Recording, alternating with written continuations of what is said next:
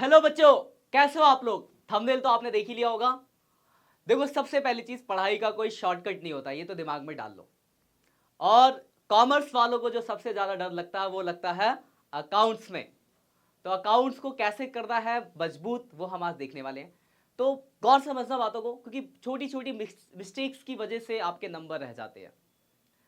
हम ऑफलाइन अपने बैचेस में देखते हैं, बहुत सारे बच्चे ऐसे होते हैं जिनको सब कुछ आता है, उसके बाद भी उनका पेपर छूट जाता है।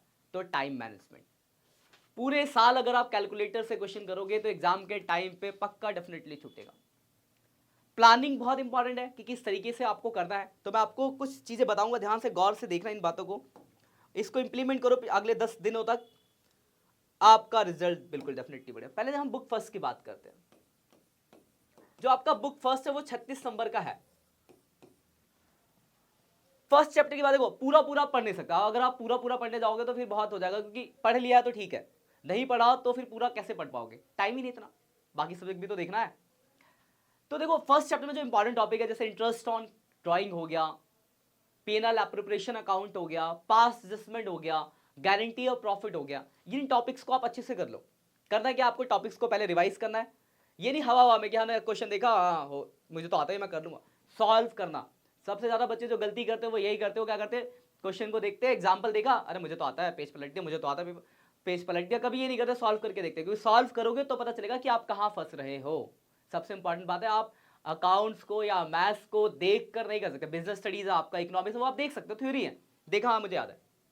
लेकिन प्रैक्टिकल सब्जेक्ट जो होता है वहां पर प्रैक्टिस बहुत ही ज्यादा इंपॉर्टेंट है। तो जब भी आप प्रैक्टिस करो, क्वेश्चन को सॉल्व करो, देखो मत। देख के करोगे भूल जाओगे, एग्जाम में आपसे क्वेश्चन नहीं बनेगा, इस बात को दिमाग में डाल के रख लो। तो सबसे पहले आपको करना क्या है, तीनों बुक को फटाफट से रिवाइज करना है। जो जो टॉपिक मैं आपको बताने वाला हूं नोट डाउन कर लेना, पेन कॉपी लेके बैठो, उन टॉपिक्स को आप पहले रिवाइज कर लो, फिर हम आगे बढ़ेंगे कि आगे क्या करना है। वीडियो अगर अच्छी लगेगी तो वीडियो को लाइक जरूर कर देना, अपने दोस्तों के साथ शेयर कर देना जिनको लगता है अकाउंट से डर। टॉपिक्स रिवाइज करने के लिए कहीं और जाने की जरूरत नहीं है, इसी चैनल पे आपको सारे टॉपिक्स डिटेल में मिल जाएंगे, वहां से आप टॉपिक्स को रिवाइज कर सकते हो। जो टॉपिक आपको सेल्फ से मतलब आते हैं तो पहले आप ट्राई करना, क्योंकि एग्जाम में ज्यादा टाइम बचा नहीं है, तो आप अपने जो भी जहां भी आप पढ़ते थे वो आपके जो पुराने रजिस्टर से उनसे रिवाइज करना। उसके बाद भी किसी टॉपिक में दिक्कत आ रहा है तो आप लेक्चर्स देखना, क्योंकि लेक्चर अभी सारे टॉपिक से लेक्चर देखना बहुत लेंथी प्रोसेस हो जाएगा। हम पहले बात करते हैं first chapter fundamental of partnership पे, नोट डाउन करना चालू करो। फंडामेंटल ऑफ पार्टनरशिप से आपको इंटरेस्ट ऑन ड्राइंग देखना है, पास एडजस्टमेंट देखना है, गारंटी ऑफ प्रॉफिट देखना है, इसी में आपका पेनल एप्रोप्रिएशन भी कवर अप हो जाएगा। इंटरेस्ट ऑन जो कैपिटल नाम का टॉपिक है वो भी आपके अंदर, मतलब ये 3 टॉपिक करोगे तो बाकी चीज में रिवाइज हो जाएगी। जो सबसे ज्यादा दिक्कत आती है बच्चों को वो आती है पास एडजस्टमेंट में। तो पास एडजस्टमेंट के डिफरेंट डिफरेंट टाइप्स के क्वेश्चन को बहुत डिटेल में कर लेना, हर टाइप के 2-2 3-3 क्वेश्चन कर लेना। जैसे ही आपका ये चैप्टर खत्म हुआ, आपने कहा कि पिछले 4 साल के जो भी एग्जाम में आए हुए क्वेश्चन वो बना लिए, एक चैप्टर का खत्म करना है। सेकंड चैप्टर आता है आपका गुडविल। गुडविल बहुत ही आसान चैप्टर है, चारों मेथड में आपको कोई परेशानी नहीं आएगी, फॉर्मूला याद होगा, कर लोगे। दिक्कत आएगी किसमें, तो दिक्कत आएगी एडजस्टमेंट्स वाला जो टॉपिक है। तो एडजस्टमेंट्स वाले टॉपिक में 2 चीजें जो बहुत गौर से देख लेना, जो मैं आपको बता रहा हूं लिख लो, क्योंकि यही गलती करते हो। एक, जहां पे हम किसी एसेट्स को एक्सपेंस की तरह ट्रीट कर देते हैं या किसी एक्सपेंस को एसेट्स की तरह ट्रीट करते हैं, वाली एडजस्टमेंट बहुत इंपॉर्टेंट है, ध्यान से देख लो, क्योंकि एग्जाम में आएगा गलत करके आओगे। और एक क्लोजिंग स्टॉक और opening stock, under valued and over valuation वाली जो एडजस्टमेंट है, इसको इसको कर लिया, बाकी सिंपल है। थर्ड चैप्टर को आपको अलग से करने की जरूरत नहीं है, एडमिशन रिटायरमेंट डेथ करोगे उसके बाद थर्ड चैप्टर देखोगे 5 मिनट में रिवाइज हो जाएगा। एडमिशन में देखो, बच्चों के साथ गलतियां करते हैं, उनको पीएसआर आ जाता है, ट्रीटमेंट ऑफ गुडविल आ जाता है, और रिवोल्यूशन बनाना में थोड़ा बहुत गड़बड़ी होती है, धीरे धीरे सीख जाते हैं, फिर बच्चा कहता है हमें तो पूरा एडमिशन आ गया। गलती कहां होती है, इन्वेस्टमेंट फ्लक्चुएशन रिजर्व की एडजस्टमेंट, डब्ल्यूसीआर की एडजस्टमेंट, इसको बहुत गौर से कर लो, वहां आप मिस्टेक्स करोगे। और जो सबसे इंपॉर्टेंट टॉपिक है जो एग्जाम में आएगा ही आएगा, डेट इज कैपिटल एडजस्टमेंट। तो इन सब टॉपिक्स को रिवाइज करने के बाद आप कैपिटल एडजस्टमेंट के at least 2 question old 2 question new के बेस पे आपको करते हैं। जो गौर से देख रहा है, दोबारा रिपीट करूंगा, आईएफआर और डब्ल्यूसीआर की ट्रीटमेंट्स को बहुत अच्छे से कर लो, चारों चैप्टर में आने वाले हैं। और इसी सॉरी, इसी एक एडजस्टमेंट की वजह से आपका पूरा क्वेश्चन फंस जाएगा। तो बहुत अच्छे से डिटेल में इसको देख लेना। एडमिशन होने के बाद आपको रिटायरमेंट और जो डेथ का चैप्टर है वो पैरेलली एक साथ करना है, क्योंकि ऑलमोस्ट सब कुछ सेम सेम है।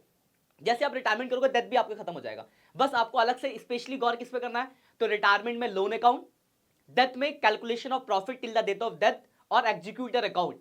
मोस्ट इंपॉर्टेंट है एग्जीक्यूटर अकाउंट को बहुत ही ज्यादा अच्छे से कर लेना, एग्जाम में 6 नंबर के आने का बहुत ही बड़ा चांस है उसका, तो बहुत अच्छे से कर लेना।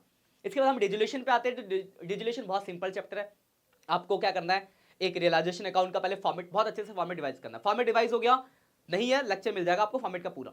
फॉर्मेट से आपका पूरा जनरल और रियलाइजेशन दोनों सीख जाओगे। फिर आपको क्या करना है, 2 क्वेश्चन रियलाइजेशन अकाउंट के करो और 2-4 क्वेश्चन आप जनरल एंट्रीज से कर लो। लगभग पिछले 2-3 साल से जनरल एंट्रीज ही आ रहा है, तो जनरल एंट्रीज वहां से 3-4 प्रीवियस ईयर के क्वेश्चन कर लिए, क्लियर। पहली बुक खत्म हुई, जब आपकी पहली बुक खत्म हो जाएगी उसके बाद आप सेकंड बुक पे आओगे, सीधी बात है। पहले करना है एक एक करके। सेकंड बुक में जो आपका पहला चैप्टर बहुत ही ज्यादा इंपॉर्टेंट है, क्योंकि उसी में सबसे ज्यादा बच्चा फंसता है। उसमें देखो क्या क्या टॉपिक है। बेसिक्स पहले रिवाइज करो, अगर आता है तो बहुत अच्छी, वेल एंड गुड। उसके other than cash, share debenture में सेम मिलेगा आपको, मतलब शेयर करते जाओगे डिवेंचर भी आधा हो जाएगा आपका। डिवेंचर में कोई स्पेसिफिक टॉपिक बताऊंगा, वो अलग से कर लेना है। तो अदर देन कैश कर लिया आपने, दोनों के हो जाएंगे। उसके बाद फोरफीचर रीइश्यू कर लेना है आपको, पार प्रीमियम दोनों। बहुत गौर से और बहुत अच्छे से डीप कॉन्सेप्ट के साथ आपको प्रोराटा का क्वेश्चन करने का, एग्जाम में प्रोराटा 6 मार्क्स का आएगा और बच्चों को सबसे ज्यादा दिक्कत प्रोराटा के अंदर ही होती है। तो आप डिफरेंट टाइप के 5-7 क्वेश्चन आपने प्रोराटा कर लिए। वर्किंग नोट आपको बहुत अच्छे से बनाना आना चाहिए। और सबसे आसान टॉपिक इसमें जो बैलेंस शीट 4 नंबर की आती है, उसके आपने 4-5, बहुत सिंपल टॉपिक, आराम से हो जाएगा। इसमें जो दिक्कत करेगा डेट इज प्रोराटा। तो आपको फोरफीचर का कॉन्सेप्ट और कॉल से एडवांस का कॉन्सेप्ट बहुत अच्छा करना है। इन दोनों को जब बहुत अच्छे से कर लोगे, फिर जब प्रोराटा पे आओगे, वर्किंग नोट याद कर लोगे, तो आसानी से आपका प्रोराटा बन जाएगा। 17 नंबर का है शेयर्स, तो समझ सकते हो एक चैप्टर का बहुत बड़ा रोल होता है।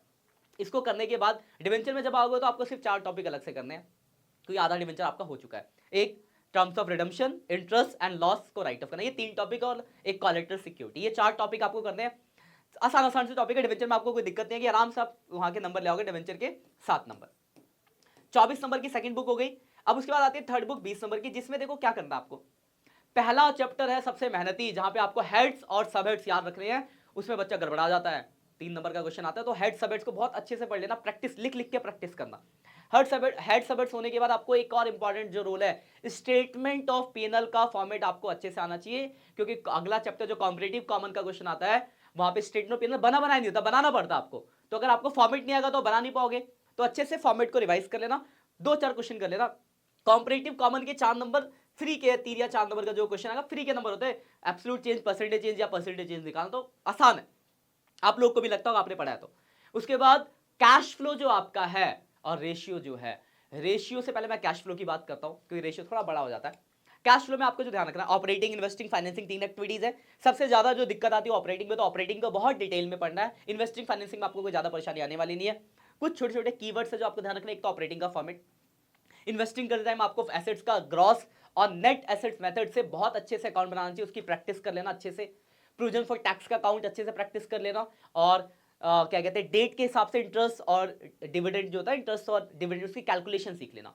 ये 2-4 चीजों को अच्छा कर लिया, 2-4 लॉन्ग क्वेश्चन कराया, आपका कैश फ्लो हो जाएगा, आराम से नंबर मिलेंगे। आसान चैप्टर है कैश फ्लो, बस ये बेसिक चीजों पे अच्छा फंडामेंटल बेसिक मजबूत कर लो अपना। इसके बाद रेशियो में आए तो रेशियो के आप पहले फॉर्मूले याद करो, थोड़ा बड़ा है, टाइम लगता है, सीधी बात है। फॉर्मूले याद करने के बाद आपको हर एक मेथड के 2-4 क्वेश्चन, प्रीवियस ईयर के क्वेश्चन कर लिया आपने, रेशियो बन जाएगा। ये सारा होने के बाद जब आपने ये सारे टॉपिक्स रिवाइज कर लिए, फिर आपको क्या करना है। क्या आप इसके इतना करने के बाद 80 में से 80 ला सकते हैं? तो बिल्कुल नहीं, इसके बाद भी बच्चों के नहीं आते, हम देख रहे हैं अपना ऑफलाइन बैचेस में।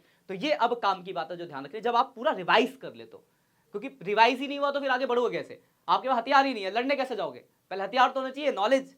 तो पहले आप ये सब काम करो, जब आपका काम हो गया इसके बाद अब आपको इंप्रूव करना है कि आप नंबर कैसे लाओ, पेपर को पूरा अटेम्प्ट कैसे करो, तो हम उसकी बात करते हैं। तो आपको क्या करना है, 3 घंटे का टाइम लगा के पेपर सॉल्व करना है विदाउट कैलकुलेटर। बच्चा जो कैलकुलेटर वर्ड याद रखो, ज्यादातर बच्चे मैं देख रहा हूं अपने बैचेस में, देखता बच्चे फोन लगा के कैलकुलेशन करना चालू करते हैं, क्वेश्चन कर देते हैं।